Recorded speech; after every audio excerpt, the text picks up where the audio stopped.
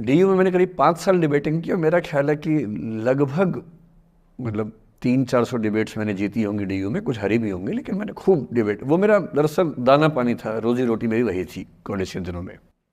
घर से पैसे मैं लेता नहीं था, मिलते भी नहीं थे, देना क्या था, मतलब ऐसी स्थिति भी नहीं थी उस समय मेरे घर में कि मिल सके। तो डिबेटिंग मेरा रोजगार था, एम्प्लॉयमेंट था मेरा, उससे काम चल जाता था आराम से, उसका भी चल जाता था। वो हंसराज से था, मैं जाकिर हुसैन से था, हम खूब डिबेट्स में मिलते थे। अक्सर ट्रॉफी या तो हम जीते थे या वो जीतता था, कोई भी जीते रूम पे ही आती थी क्योंकि हम रूममेट्स थे, एक साथ ही रहते थे। वो मुझसे योग्यताओं के मामले में 21 था, बल्कि अगर वो 21 था तो मैं 15 ही रहा हूँगा या 12 रहा हूँगा, 22 या 21 तो नहीं रहा हूँगा, मुझसे बेहतर था योग्यताओं में, बड़ा अच्छा व्यक्ति था। ग्रेजुएशन के बाद मैंने एमए हिंदी साहित्य में एडमिशन लिया, जबकि बीए ऑनर्स हिस्ट्री में किया था मैंने। उसने तय किया कि वो कुछ और करेगा, प्रोफेशनल कोर्स करेगा, नौकरी करेगा, तो वो चला गया दिल्ली से, मैं दिल्ली में रहा। फिर मैं एमए के बाद तैयारी करने लगा यूपीएससी की, तब तक मैं यूजीसी जेआरएफ कर चुका था। पहला अटेम्प्ट दिया, प्रीलिम्स हो गया, मेंस मेरा 96 के मेंस की बात कर रहा हूँ, मेंस शुरू होने वाला था, 2 दिन रह गए थे। करीब 10 दिन पहले वो मेरे पास आया हुआ था दिल्ली में, मिलजुल के अच्छे से बात कर गया था। उन दिनों उसका एक प्रेम संबंध कहीं हमारी ही एक मित्र के साथ चल रहा था, हम सब दोस्त थे, तो उनमें से 2 लोगों का आपस में का अफेयर था। मुझे नहीं पता क्या हुआ, लेकिन मेरे मेन एग्ज़ाम से 2 दिन पहले रात को 12 बजे एक फ़ोन आया और ये बताया गया कि मेरे दोस्त ने फंदा लगा के अपनी जीवन लीला समाप्त कर ली है। वो दिल्ली से दूर था कहीं, और जिस व्यक्ति के बारे में मेरी राय ये थी कि उतना जीवट वाला व्यक्ति कोई हो नहीं सकता, जो ज़िंदगी से हार सकता ही नहीं, जिसके होने से कई लोग हमेशा जीता हुआ महसूस करते हैं, वो चुपचाप एक बंद कमरे में ज़िंदगी से हार गया। मैं आज तक नहीं समझ पाया कि ऐसा कैसे हुआ। बाद में टटोला, उसके पेरेंट्स से बात हुई, भाई से बात हुई, उन्होंने उसकी याद में एक सोशल वर्क शुरू किया ताकि किसी और बच्चे को ऐसा ना करना पड़े। तो जो हल्का हल्का अनुमान हुआ वो है कि शायद कुछ ऐसा था रिलेशनशिप में जो नहीं संभल पाया था, और रिश्ता टूट ना जाए इसका दबाव बहुत ज़्यादा था, और वो दबाव झेल नहीं पाया। इस उम्र में ऐसा फेज़ आता है, कई बार आता है। ये एक कहानी है, हंसराज कॉलेज से ही जुड़ी है, इसलिए मैंने सोचा कि वहीं से बात शुरू करूँ। नाम जैसा कि मैंने कहा मैं नहीं बताऊंगा, तो नाम बताने का मतलब भी नहीं, और वो जिसकी मैं कहानी सुना रहा हूँ आप लोगों के जन्म से पहले की बात है। आप तो सब 21वीं सदी वाले बच्चे होंगे ना, जेन ज़ी होंगे आप सब लोग, तो ये तो बहुत पुरानी बात है। एक दूसरी कहानी सुनाता हूँ, मैं आपको 2-3 कहानियाँ सुनाऊंगा, फिर उन सबका सार निकाल लेंगे एक साथ हम लोग। दूसरी कहानी ये है कि जब मेरा सिलेक्शन हो गया 97 में, मतलब 96 अटैम्प्ट में पहली बार में मेरा सिलेक्शन हो गया था, मैं एक्सटेंशन लेके तैयारी कर रहा था, और डीयू में मैं पढ़ा भी रहा था उस समय। तब मैं शायद डीएवी कॉलेज में था या अग्रसेन को, मैं 2 जगह पढ़ाया डीयू में, तो उनमें से किसी कॉलेज में पढ़ा रहा था उस समय में। तो उस समय एक लाइब्रेरी है कैंपस में ही, सेंट्रल रेफरेंस लाइब्रेरी, आप जानते होंगे, सीआरएल बोलते हैं, जो विवेकानंद जी की स्टैचू है उसके सामने ही वो लाइब्रेरी है। उस लाइब्रेरी में नीचे सब बैठ के पढ़ते हैं, और टॉप फ्लोर पे रिसर्च फ्लोर है जहाँ एमफिल पीएचडी वाले बच्चे पढ़ते हैं। मैं उस समय शायद पीएचडी कर रहा था या एमफिल खत्म हुई थी, वहीं बैठता था, पढ़ता था रोज़। कई दोस्त पढ़ते थे हम लोग वहाँ। हम सुबह 8 बजे लाइब्रेरी खुलते ही वहाँ घुसते थे, रात को 1 बजे निकलते थे लाइब्रेरी बंद होने के समय। तो वहाँ एक छत थी, छत पे छोटी सी कैंटीन थी जहाँ हम लोग जब जब बोर होते थे दिन में 3-4 बार जाके चाय पीते थे। चाय पी ली, बिस्किट खा लिया, थोड़ी गप्पे मार ली, वो सब वहाँ करते थे। तो वहाँ मेरे बहुत सारे दोस्त थे, उनमें से कई लोग अब बहुत सीनियर सिविल सर्वेंट्स हैं, कुछ लोग प्रोफेसर्स हैं डीयू में। 2 बच्चे थे मुझसे जूनियर, 3-4 साल जूनियर थे, बड़े प्यारे बच्चे थे। मुझे उस समय तक पढ़ाई लिखाई का शौक अच्छा खासा हो गया था, तो वो रोज़ मेरे साथ बैठते थे केवल बात करने के लिए, किसी मुद्दे पर बहस करनी है तो बहस होती थी, समझते थे। फिर मुझे पता लगा कि वो दोनों रिलेशनशिप में हैं, रिश्ते में हैं, दोनों ने शादी भी कर ली। उनकी योजना डीयू में पढ़ाने की थी या सिविल सर्विस की भी थी शायद, पता नहीं। मेरा इंटरेक्शन बहुत ज़्यादा उसके बाद रहा नहीं उनसे, क्योंकि मैं सर्विस में चला गया था। इतने जिज्ञासु बच्चे थे दोनों, इतने जिज्ञासु कि उनसे मिलकर तबीयत खुश हो जाती थी, कि हर चीज़ जानने का मन करता था उनका, हर विषय पढ़ने का मन करता था। एकदम जीवन से भरे हुए बच्चे, आंखों में चमक ऐसे। फिर दोनों की शादी हुई तो मैं शादी में जा नहीं पाया, क्योंकि मेरा रिश्ता सिर्फ लाइब्रेरी में 1 घंटा गप मारने वाला था, उससे ज़्यादा था नहीं रिश्ता उनके साथ। फिर सुनता रहता था कि मैं सब बढ़िया चल रहे, पढ़ाई कर रहे हैं, तैयारी कर रहे हैं। इंटरकास्ट मैरिज की उन लोगों ने, खूब हंगामा हुआ, दोनों घर में तलवारें खिंच गई, किसी तरह से तलवारें संभाली गई, मैनेज हुआ, दोनों साथ रहने लगे। और फिर 3-4 साल के बाद एक दिन मैंने खबर सुनी कि उस बच्ची ने फंदा लगा के जीवन लीला समाप्त कर ली। ये बात भी दिल्ली विश्वविद्यालय की है, उस दौर के सब लोग इस कहानी को जानते हैं। मेरे ख्याल से ये दोनों कहानी आपकी प्रिंसिपल मैडम जानती होंगी, नहीं ध्यान कर पाएंगे तो मैं उनको जैसे नाम बोलूँगा अकेले में वो तुरंत समझ जाएंगे मैं किसकी बात कर रहा हूँ। मैं आज तक नहीं समझ पाया कि ऐसा क्या हुआ होगा। तो बाद में अनुमान जो हुआ वो ये, इंटरकास्ट मैरिज, परिवार का दबाव, समाज का दबाव, आपस के दबाव, टॉक्सिक रिलेशनशिप, अंत में उस दबाव को न झेल पाना और जीवन समाप्त कर देना, ये हुआ। ये 2 घटनाएं हैं।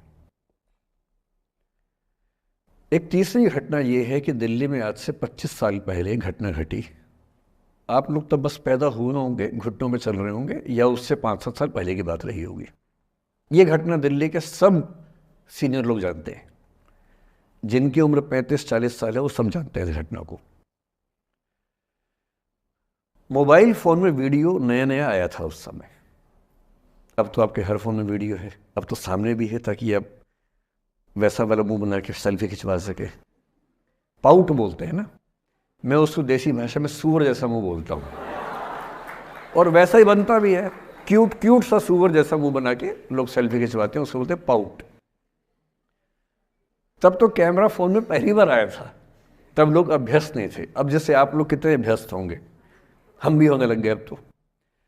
अब हम किसी से बात करते हैं तो हम ये एज्यूम करके चलते हैं कि उसने फ़ोन में कुछ ना कुछ ऑन कर रखा होगा, या तो आवाज़ रिकॉर्ड करेगा या वीडियो बनाएगा।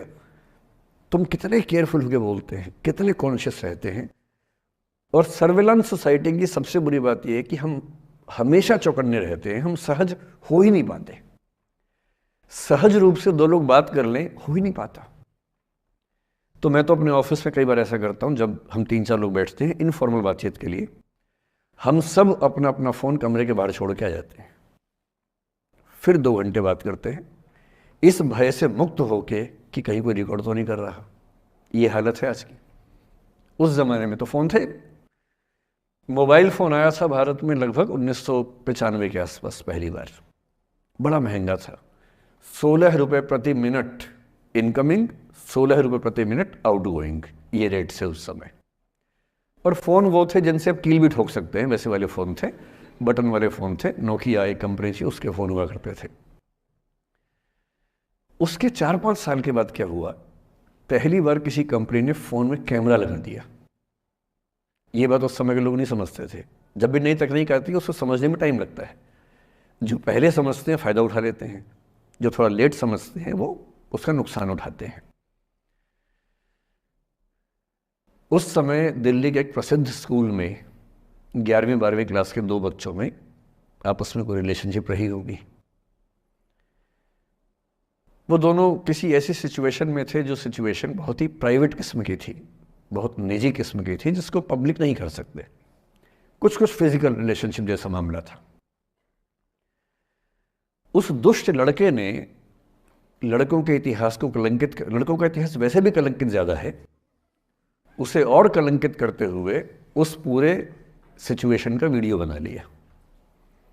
ऐसे मामलों में दुर्भाग्य है, मैं लड़का हूं इसलिए लड़के पवित्र थोड़ा ना हो जाएंगे, लड़का है इतिहास कलंकित तो है। उसका वीडियो बना लिया और दुष्टता का चरम स्तर निभाते हुए वो वीडियो अपने एक दोस्त को शेयर कर दिया। ये कहे कि किसी और को दिखाना मत, जैसा कि होता है अफवाहों की दुनिया में। हर अफवाह एक व्यक्ति एक को ही बताता है, ये कह के किसी और को मत बताना, और अगला व्यक्ति भी अगले को यही कह के बोलता है किसी और को मत बताना, और इस तरह से पूरे शहर को खबर होती है और सबको लगता है कि सिर्फ मुझे पता है। वो वीडियो फैल गया। नए नए फ़ोन आए थे, पर वो फ़ोन कम लोगों के पास थे, कैमरे वाले फ़ोन। तो फ़ोन से कितना फैलता, ज़्यादा नहीं फैला। लेकिन उस समय दिल्ली की एक कुख्यात मार्केट हुआ करती थी, पालिका बाज़ार, अभी भी है, पर तब वो कुछ और कामों के लिए कुख्यात हुआ करती थी। अब तो कपड़े मिलते हैं, तब कपड़ों के साथ कई चीज़ें और मिलती थी वहाँ। जैसे गंदी फिल्मों की सीडी चाहिए हो तो वहाँ मिलती थी, ग्रे मार्केट में, चोरी छिपे। इस वीडियो को सीडी में कन्वर्ट करके लोगों ने वहाँ से खरीदा, लाखों करोड़ों की संख्या में। नए नए टेलीविज़न चैनल प्राइवेट आए थे, और प्राइवेट टीवी चैनल को खबरों की भूख इतनी होती है कि वो खबर के लिए जान दे सकता है और जान ले भी सकता है किसी की। 24 घंटे इस खबर पे, इस चीज़ पर खबरें चल रही थी सारे चैनल्स में कि ये वो लड़का है जिसने ऐसा किया, ये वो लड़की है, ये वो स्कूल है, इस स्कूल की प्रिंसिपल से बात करेंगे, इससे बात करेंगे। वो जो बच्ची थी जिसकी इसमें कोई गलती नहीं थी, सिवाय इसके कि वो किसी एक लड़के से प्रेम करती थी, जो कि उस उम्र में बच्चे कर बैठते हैं। इसके लिए बहुत चिल्लपौनी मचानी चाहिए। बच्चों को आप हर बात पे अपराधी नहीं मान सकते।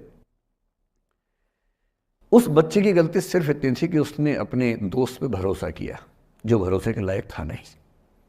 वो नीच किस्म का व्यक्ति था जिसने उस संबंध की गरिमा को समझा नहीं। उस बच्ची के घर के बाहर 24 घंटे न्यूज़ चैनल से कैमरे खड़े रहे। घर से कोई भी निकले, 50 कैमरे पीछे। आप बताइए आपकी बेटी कैसी है, आप बताइए आपकी बहन कैसी है। अंत में उस पिता ने अपनी बच्ची को इस देश से बाहर भेज दिया। उसके कुछ दिन बाद की जो खबर टीवी चैनल से नहीं दिखाई, उसके पिता ने आत्महत्या कर ली। ये तीसरा इंसिडेंस है। ये सारी खबरें सच्ची बता रहा हूं मैं, इनमें से एक भी झूठ नहीं है। झूठी कहानियों से मोटिवेशन दिया जा सकता है, मैं जानता हूं, पर जब सच्ची कहानियां हैं तो मैं झूठ क्यों बोलूं? सारी सच्ची कहानियां बता रहा हूं मैं आपको। एक चौथी कहानी जो आप में से कई लोगों की होगी। मेरा एक स्टूडेंट है, सिविल सर्वेंट है, सीनियर लेवल पे है, करीब 40 साल का है। उसने आज तक शादी नहीं की। क्या उसकी शादी करने की इच्छा नहीं थी? पूरी इच्छा थी। फिर क्यों शादी नहीं की? भाई कुछ लोग तो होते हैं कि शादी करनी ही नहीं, कोई मिशन है। योगी जी हैं, मोदी जी है, ठीक है, उनका तो मिशन है। ममता जी है, उनका मिशन है। पर जिसका जीवन में ऐसा कोई मिशन नहीं है और जिसको प्रेम करने का मन भी करता हो, वो तो शादी करता है आमतौर पे। उसने शादी क्यों नहीं की जानते हैं? जब वो 25-26 की उम्र में था, जब वो मेरा विद्यार्थी भी था, एक दिन मेरे पास आके बोला कि सर एक बात करना चाहता हूँ। मुझसे मेरे स्टूडेंट्स ऐसी बातें खूब करते हैं पर्सनली आके, अब तो मैं टाइम कम दे पाता हूँ, पहले तो ये सब होता रहता था क्लास के अलावा। एकदम रोता हुआ आया, आंखों में आंसू भरे हुए बहुत सारे। अरे क्या हो गया भाई?